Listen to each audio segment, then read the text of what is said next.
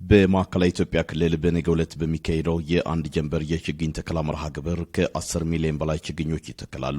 በዚህ መርሃ ግብር በክልሉ በሁሉም ዞኖችና ልዩ ወረዳዎች 1.28 ሚሊዮን በላይ የማህበረሰብ ክፍሎች ይሳተፋሉ ተብሎ እንደሚጠበቅም በምክትል ርዕሰ መስተዳድር ማዕረግ የግብርናና ገጠር ልማት ክላስተር አስተባባሪና የማዕከላዊ ኢትዮጵያ ክልል ግብርና ቢሮ ኃላፊው አቶ ኦስማን ስሮር ክልላዊ የአንድ ጀንበር የአረንጓዴ አሻራ የችግኝ ተከላ መርሃ ግብር ክልላዊ ዝግጅትን አስመልክቶ በሰጡት መረጃ ቆመዋል። በዘንድሮ ዓመት እንደ ሀገር 800 ሚሊዮን አካባቢ ችግኝ በአንድ ጀንበር ይተከላል። በክልላችን ከ10 ሚሊዮን አካባቢ ችግኝ ይተከላል። ለዚህ 1.28 ሚሊዮን አካባቢ ህዝብ እንደሚሳተፍ እቅድ ይዘናል። ግን ከዚህም በላይ ሊሆን የሚችልበት እድል አለ።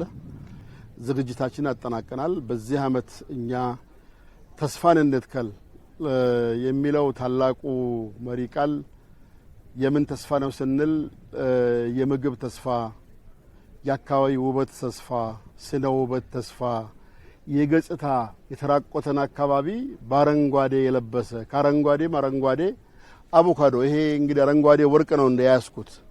ይሄ ደግሞ ሌላ አካባቢ ጥበቃን የሚያካሄድ ይሄ በአይነቱም ልዩ ሊሆን ይችላል። ለጣውላ፣ ለውበት፣ ለተለያዩ ፋይዳዎች ያሉት በተለይ የዝናብ አጠር በሆኑ አካባቢዎች ትልቅ ትርጉም ያለው ካሲያ የሚባል እንዲህ አይነት ለየት ያሉ አገር በቀል የሆኑ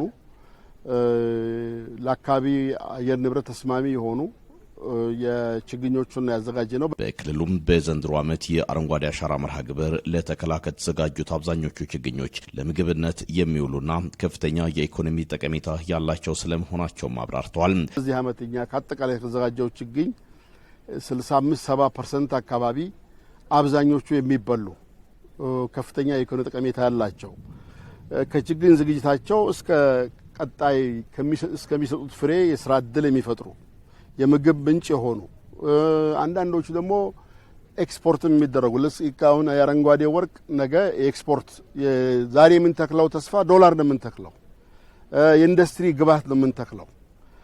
የምንተክላቸው ግሽጣ አለ፣ አቮካዶ አለ፣ ሎሚ አለ፣ ቡና አለ፣ የዚህ አካል የሆኑ ማለት ነው። ልክ የምንተክለው ተስፋ ውበት፣ ስነ ውበት፣ የአካባቢ ጥበቃ፣ የተራቆተን አካባቢ ማልበስ፣ አረንጓዴ ማልበስ ብቻ ሳይሆን ምግብ ማልበስ፣ የገበያ ችግር የሚፈታ ሀብት ማልበስ፣ የዛ ተስፋ ነው እየተከልን ያለነውና ለዛ በተሟላ መንገድ እንግዲህ ከሊቅ እስከ ደቂቁ በዚህ የሚቀር ማንም የለም። ታምቦ አልጋ ላይ ካለ በስተቀር ማንም ሰው ቤቱ እንዳይቀር፣ ሕፃናትም አዋቂዎችም አረጋውያንም አካል ጉዳተኞችም ጭምር በዚህ እንዲሳተፉ ዛሬ መትከል ብቻ ሳይሆን ዛሬ ለተከላው ልክ በምልዓተ ሕዝቡ ተሞ እንደወጣ ሁሉ እያንዳንዱ ደግሞ ነገ በማጽደቅ ሂደት በመንከባከብ ሂደት ሚናው እንዲወጣ በተከላው ሂደት አንዱ የሚተላለፈው መልእክት መትከል ብቻ ሳይሆን ማዝለቅ ነው።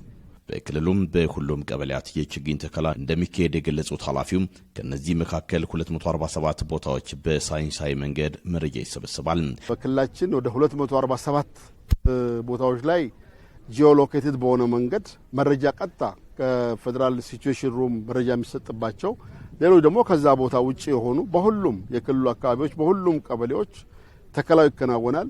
ልክ አሁን ባለንበት ቦታ በማዕከላዊ ኢትዮጵያ በቀቤና ልዩ ወረዳ ፈረጃቴ ቀበሌ ላይ ደግሞ የክልሉ ከፍተኛ አመራር የክልሉ ፕሬዝዳንትና አስተባባሪው ምክር ቤት አፈጉባኤዎች በተገኙበት ክልላዊው እዚህ ቦታ ላይ ይካሄዳል። እንግዲህ ዝግጅቱ እዚህ እንደምታዩት ነው። ጉድጓዶቹ ራሳቸው ተሰድረው ሌላ ውበት አላቸው። ጉድጓዶቹ ይናገራሉ አይደል? ገጽታውን ስታዩት ልክ እንደዚህ ሁሉ በሁሉም አካባቢ በሚባል ደረጃ ዝግጅቱ ተጠናቋል። የአረንጓዴ አሻራ መርሃ ግብር ዛሬ ላይ በክልሉ ባህል ሆኗል። የአረንጓዴ አሻራ ጉዳይ ያው የአንድ ወቅት ዘመቻ ስራ አይደለም። በእኛ ክልል ከዘመቻነት አልፏል። አሁን ልምምድ ባህል እየሆነ መጥቷል። ባህል ያደረገው ከዚህ አረንጓዴ አሻራ ህብረተሰቡ መጠቀም ጀምሯል። ላለፉት 8 ዓመታት የተተከሉ ችግኞች በእኛ ክልል ነባራዊ ደግሞ ችግኙን ስንተክል አብዛኞቹ ከፍተኛ ኢኮኖሚ ጠቀሜታ ያላቸው የፍራፍሬ፣ የቡና፣ የእንስሳት መኖ እንደዚህ ትልቅ ኢኮኖሚ ጠቀሜታ ያላቸው ስለነበሩ በዚህ ህብረተሰቡ መጠቀም ጀምሯል፣ ማጣጣም ጀምሯል ጥቅሙን። ስለዚህ ባህል እየሆነ መጥቷል። ዝም ብሎ የአንድ ወቅት የዘመቻ ስራ አይደለም፣ ባህል ነው።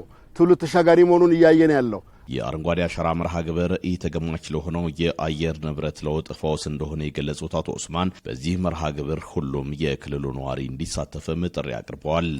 የምታኖሩት አሻራ የምትተክሉት ተስፋ ነገ ምግብ ነው፣ ነገ የአካባቢ ውበት ነው፣ ስነ ውበት ነው፣ ትውልድ ተሻጋሪ እንግዲህ ገጸ በረከት ነውና ያው አጠቃላይ አረንጓዴ አሻራን በኔ ስያሜ ተገማች ለሆነው ዓለም አቀፍ የአየር ንብረት ለውጥ ችግር ኢትዮጵያዊ መድኃኒት ኢትዮጵያዊ ፈውስ ነው። እኔ የምለው ፈውስነቱ የኢኮኖሚ ፈውስ፣ አረንጓዴ ኢኮኖሚን የመገንባት ፈውስ፣ የማህበራዊ ልማት ፈውስ፣ ለብዙ ዜጎች የሥራ ዕድል መፍጠር፣ የስነ ምግብ የሥርዓተ ምግብ ዋስትናን የማረጋገጥ ፈውስ፣ የስነ ምህዳር ፈውስ ለኢትዮጵያም ለዓለምም ብዬ ነው አጠቃላይ አረንጓዴ አሻራ መወስደውና ከዚህ የሚቀር ማንም ሊኖር አይገባም።